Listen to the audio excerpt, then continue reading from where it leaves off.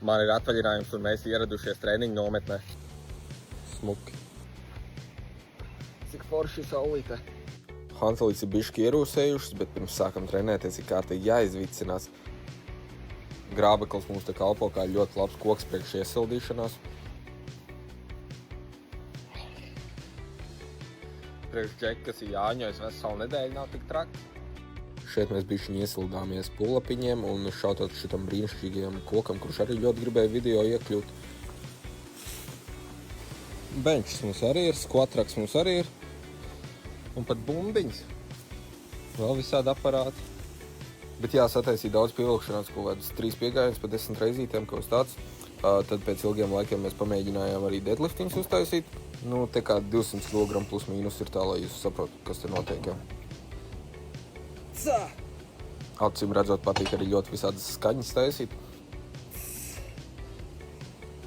Viegli nav. Mašīna logos vienmēr ir nereāls. Un bišķiņ patrenēja arī bicīti, ko 2 mēnešus savu normāli trenēs, jo ir kaut kāds tenisa alkons, kas nepāriet, šausmīgi sāp tā roka. Nu, nav galīgi nereāls, bet tāds diezgan sulīgs džeks. Un tad mēs vēl muguriņai paņēmām rovus un pēc tam vēl presītu uztaisīju, bet nu to es nenofilmēju. Un kā reiz man snapā izmetās pirms 5 gadiem, kā te es atrenējies. Un pēc tam mums noteikti jāpastaigā, jo ir jākrāj ļoti daudz soļu, bet kopumā pirmais nometnes treniņš 10 no 10.